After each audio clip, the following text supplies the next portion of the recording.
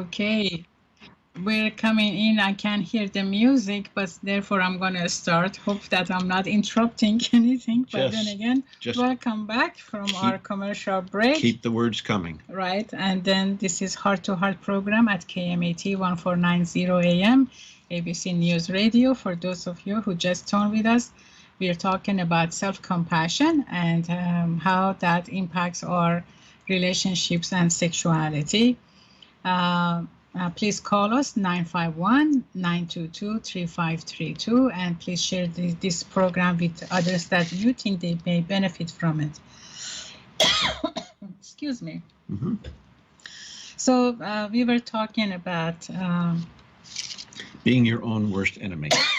Excuse me.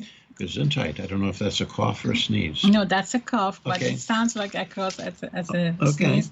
So we were talking about what happens that, and somehow across, our life, we lose the sense of, compassion that we are naturally born with, right? And one of them that we talked about was disapproving and judgmental about our own, inadequacies. So when we think about our own inadequacies, if we are not a self-compassion person, right? So basically, we tend to kind of separate ourselves from the rest of the people. Mm-hmm. Right? We prefer isolation versus engagement. Yeah.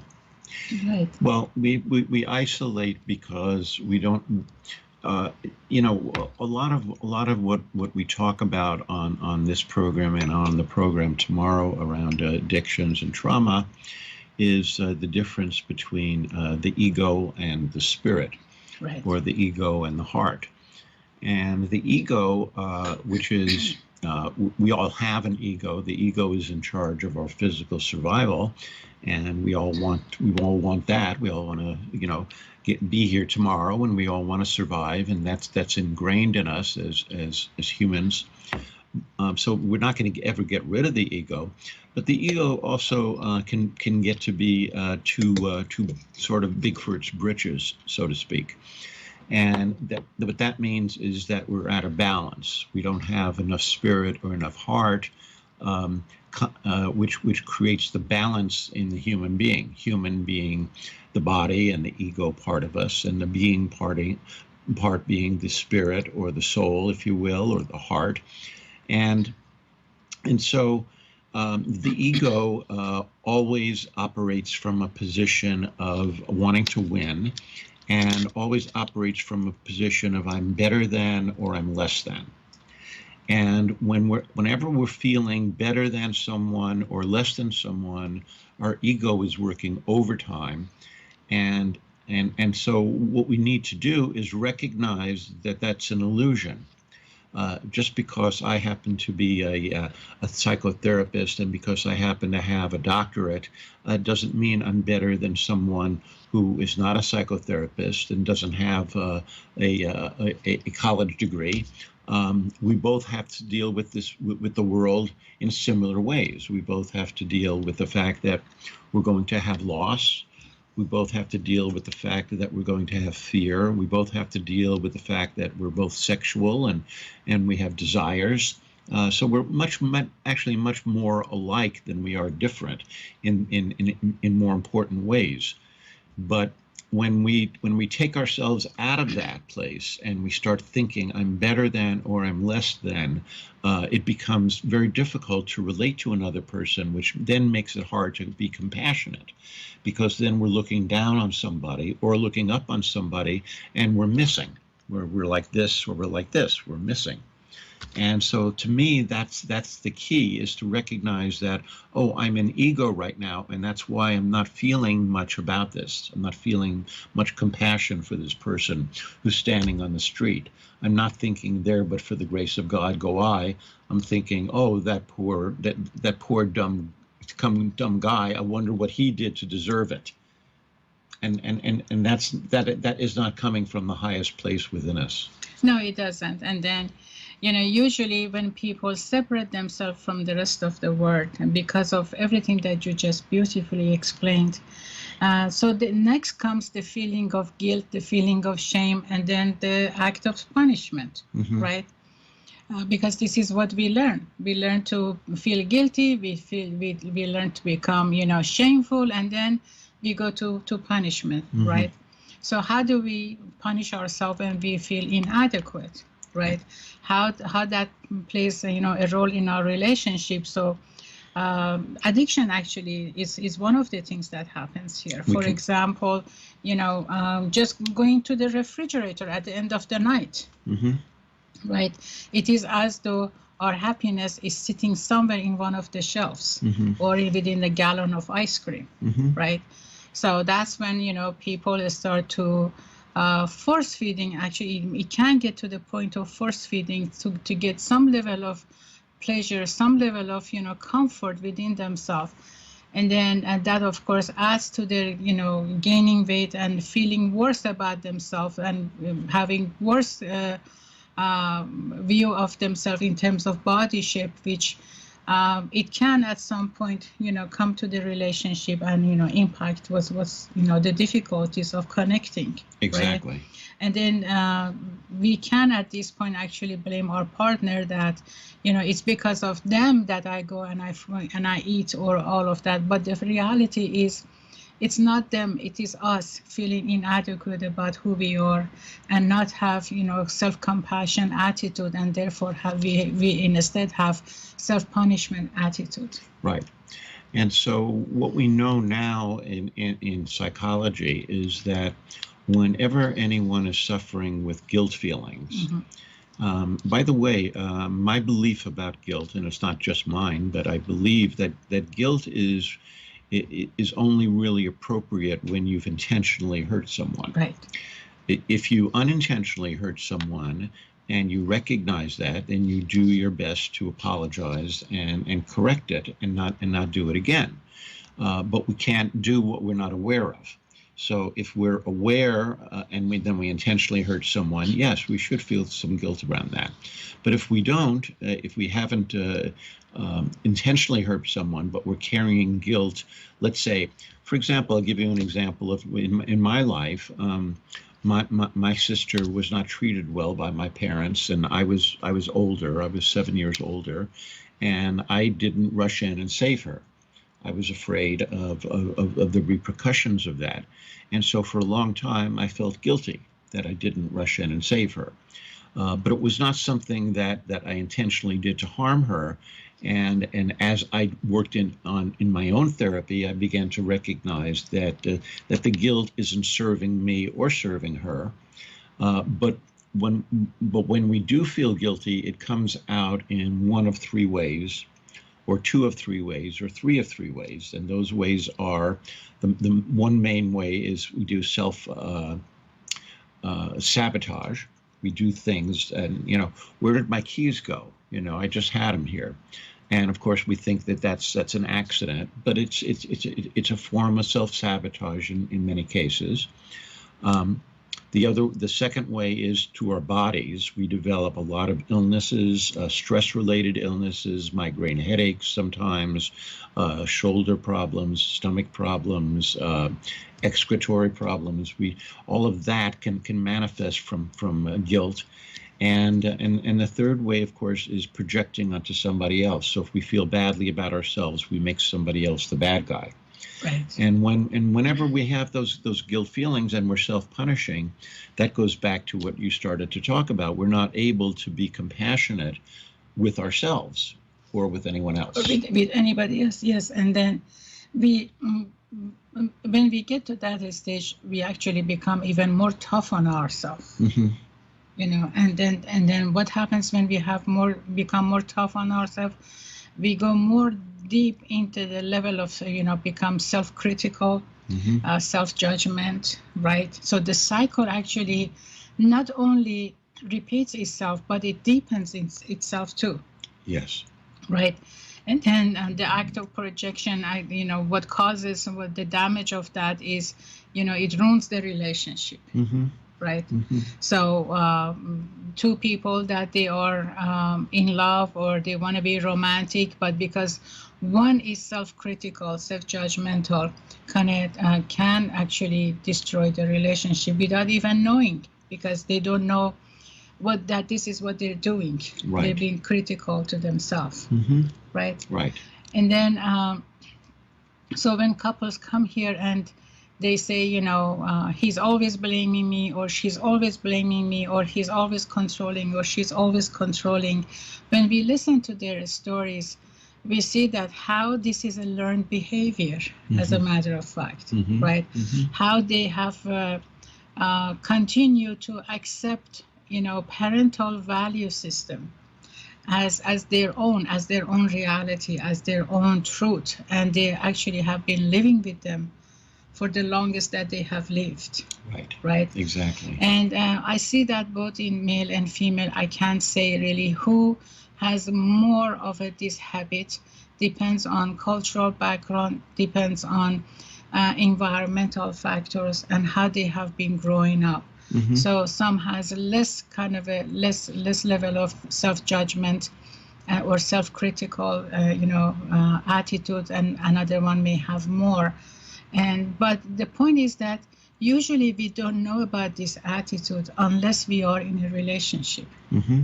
Right? It is within that intimate relationship that we learn how self-critical we are, and how much projection factors we are actually creating to sort of shadow our relationships and stop our sexual relationship. And so what people want in relationships is they want love, of course, and they want stability, and they want trust, and they want confidence. And all of those qualities are very important. But it's also really important to recognize that if you're in a relationship and you don't also have growth, that the relationship will start to become stale. And that means that that you will feel stifled in some way. You'll feel as though you're not going anywhere, or the two of you aren't going anywhere. And eventually you begin to become bored. And then the question is, what do you do when you're bored? Do you then look at your partner, as you were saying, and blame your partner and want your partner to change? Or do you pick up the mantle and say, if I'm bored, then I have to do something about it. And if I do something about it and my partner sees me doing something about it, perhaps he or she will want to do something about it as well. So it always comes back to looking at ourselves and being able to recognize within ourselves what it is we need to do next, rather than making it about how our partner needs to change. Well, here's the situation. I mean, sometimes we get two partners that they actually are self-critical of each other. I mean, themselves to begin with. So imagine that, how that's play out. So now we have two people projecting on each other. We have two people that they don't want to take responsibility and accountability for their own way of thinking about themselves. Not to mention how they put that on each other, right? And so that's one of the critical part, that not only it impacts the sexual relationship. It can I've seen it, that how it ruins relationships. So I mean, there are people that when they become self-critical and self-judgmental, and they feel the inadequacies, they actually become, they feel more down on themselves, and they actually go to much deeper levels. There are some people that they lose the ability and accountability to do something for it. They think, oh, well, that's my life and I'm going to live this way, which is a painful way of living. So I think maybe we can talk now maybe about what people can do if they recognize this within themselves, if they recognize that they're not being kind to themselves. See, because if you don't recognize it, you're just going to keep doing it on automatic. Exactly. It's going to be an automatic thing. Right. So what we try to do in therapy is we help people to first recognize it, because when you recognize something, then you have the ability to do something different. Right. So the first step is awareness. awareness of what's happening and how we understand what's happening and what have we done for it and how we let that what's happening run us. Right. And take responsibility for that nobody else is doing this to us but ourselves. Exactly. Right. And that's the really important initial step of recovery from it. Yes. Right. And I think of responsibility as two words. It's responsibility. Yes. Meaning the ability to respond to whatever's going on in a healthy way. Exactly. That's taking responsibility. And if what's going on is your own mind sabotaging you by giving you negative messages about yourself or about anything else, and you allow that to continue, you are going to definitely reap the consequences of self-sabotage, body problems, and or blaming other. Yes. Yeah. Awareness, number one step, and then of course we need to know how to get to that awareness. Right. Yes. So we will talk about this more after our commercial break. Please join us in a few minutes. We're going to talk about more how to become more aware. KMET 1490 AM, ABC News Radio. We're talking about how to be self-compassionate so you can, improve the quality of your relationship and sexual relationship. And your life. And your life, yes. So we were talking about some of the criteria that one can become self-critical and self-judgmental, and how that sense of inadequacy and self-blame, shame, and guilt can take us all the way down to a place of isolation. Yes. And self-sabotaging. Exactly. Right. And where we left off was we were going to talk about how to move out of that place into a place of self-compassion and self-love. And what we had said at the very end was the key is to become aware, because when things are subconscious, then they're running us. But when they become conscious, then we can make a decision to do things differently if we choose. And so your last question right at the very end was, well, then we need to talk about how to become aware. Right. How to, yeah. And to me, the real issue is by focusing on what you want. So if what you want is to let's say you know already that you're not that you're giving yourself negative self-talk, and that you're critical with yourself. Yeah, I will go one step before that. Mm-hmm. Before what you want. I mean, what you want is the starting. It's a good starting place. However, what I will do is look into I'm unhappy. Okay. I'm unhappy, I'm isolated, I don't feel good about myself, I just, can't connect to people, or people are not really interested to connect with me, right? So I will ask myself, let me see what's causing that, how am I always unhappy? So then the first step is curiosity. Curiosity, yes, curiosity about, I'm unhappy, and if I'm unhappy, I don't want to be unhappy, I want to be happy. Okay. Right. Okay. Right. So then we start about, what do I want that to makes me happy? Right. To make me happy. Right. And so remember that when you focus on when you give your mind a question, your mind will begin to go on search, regardless of the question that you give it. Mm-hmm. And so what you want to do is you want to ask that question about what you want, not what you don't want. Because if you focus on what you don't want, your mind will come off with all of these negative things that you don't want. Right. And then you're headed in the wrong direction. Exactly. So what I hear you say is this, that once we focus on negative, our mind will search for all the negativity, which we have a lot in our mind. Correct. Right. And our history. I mean, we do grow up with a tremendous amount of negativity, and then we collect them in our brain for that specific moment that we need to self-sabotage. Exactly. Right?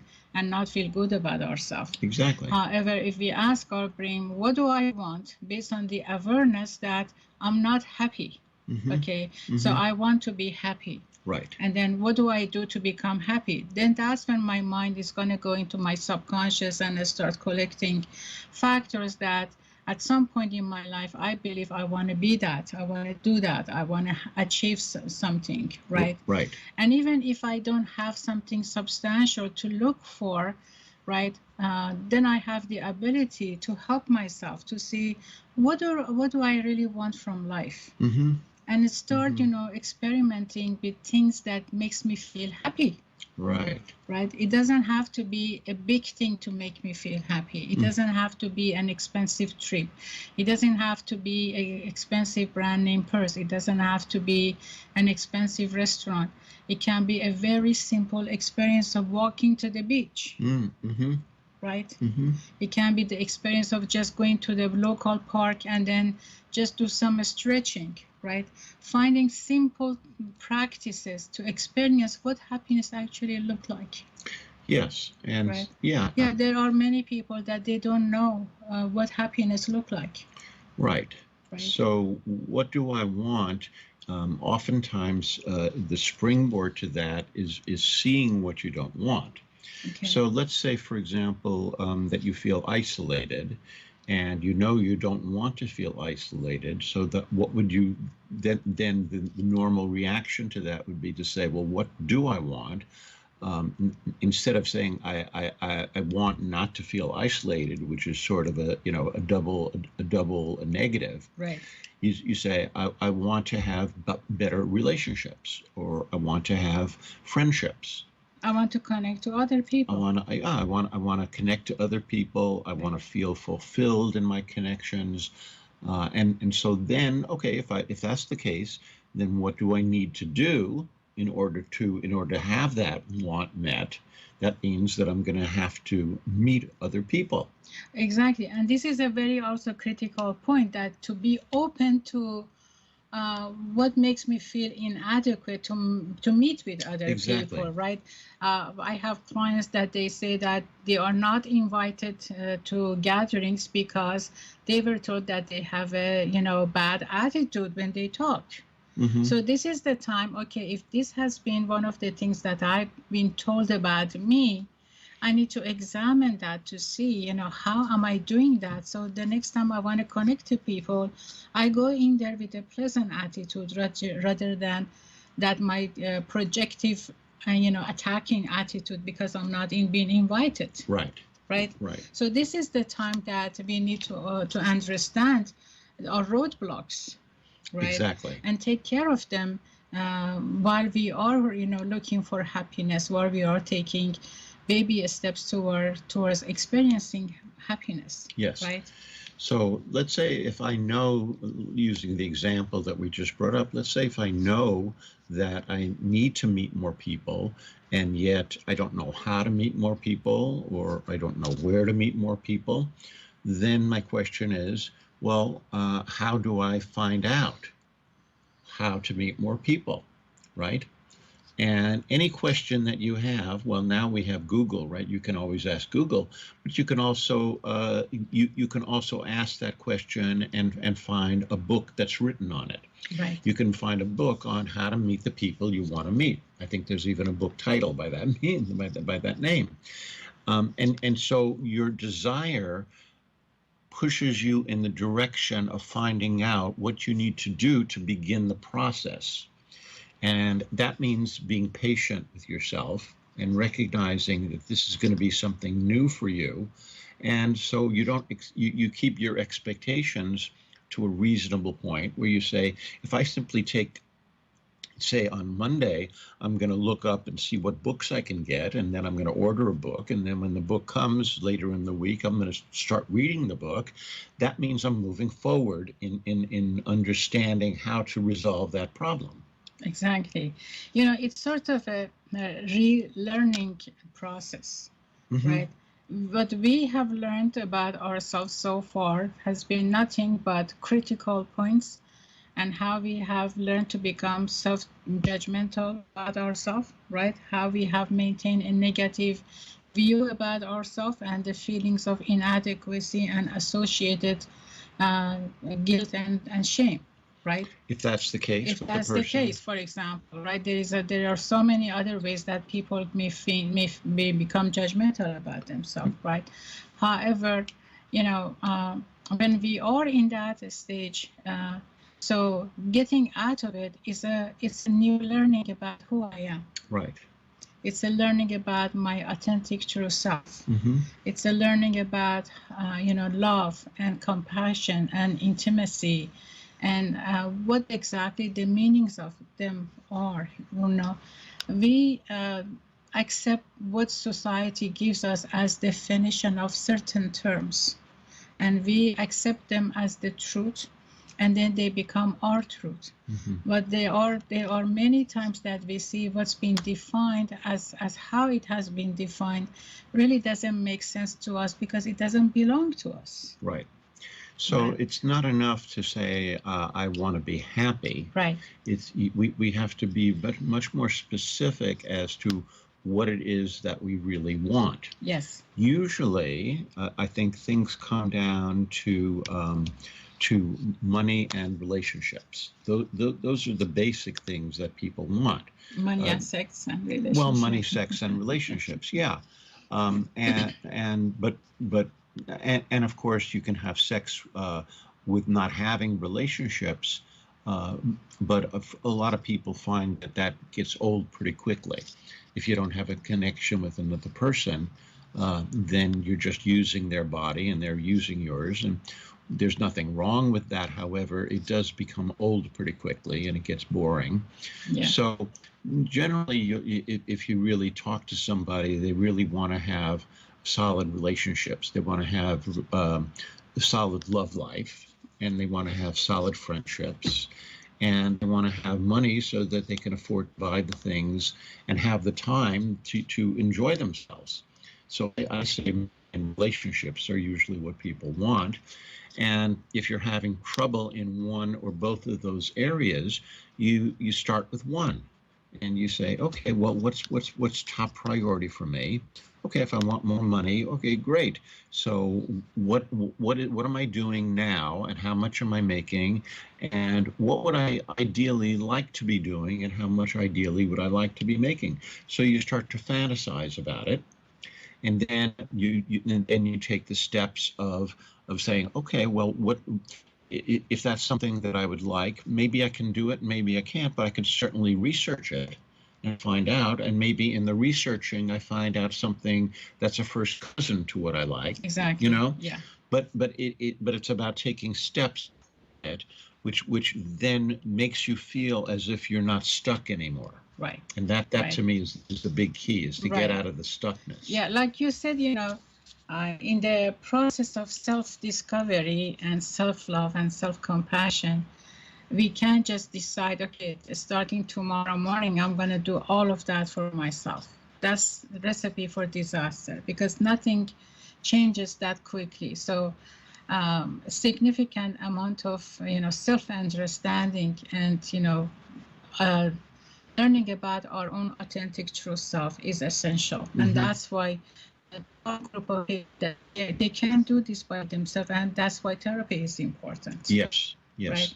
And therapy helps people to kind of clarify what they want, clarify where they are and where do they want to go to, and how to do that, right? And through the help of therapy and learning about ourselves, this is how we can go through personal growth process. Correct. And then add to our interpersonal skills. Yes. Revise our own interpersonal skills, and then move forward with our lives. Mm-hmm. The other thing I want to talk about, I know we just have a couple of minutes left, but the other thing I want to mention is that a lot of people get caught into what we call in psychology magical thinking. Right. And magical thinking is sort of a holdover from childhood, because when we're children, we don't really know what's possible and what isn't. For a few years, we believe that in Santa Claus, we don't recognize that it would be impossible for anyone to stop at every home in the world overnight. But it seems logical to us because we don't know any better, and we have childhood thinking, which is magical thinking.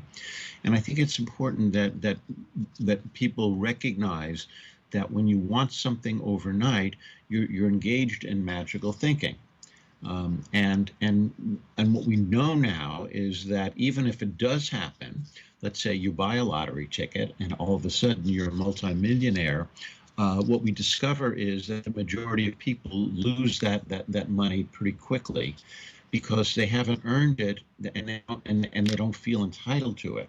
So what we say here is the subconscious runs the show, and the subconscious then says, oh, yeah, I have all this money, but I didn't earn it and I'm not entitled to it. So let's see how fast I can get rid of it. Yes. And although people will say, well, no, I wanted it. Yes, at a conscious level, you wanted it, but you also didn't want to earn it.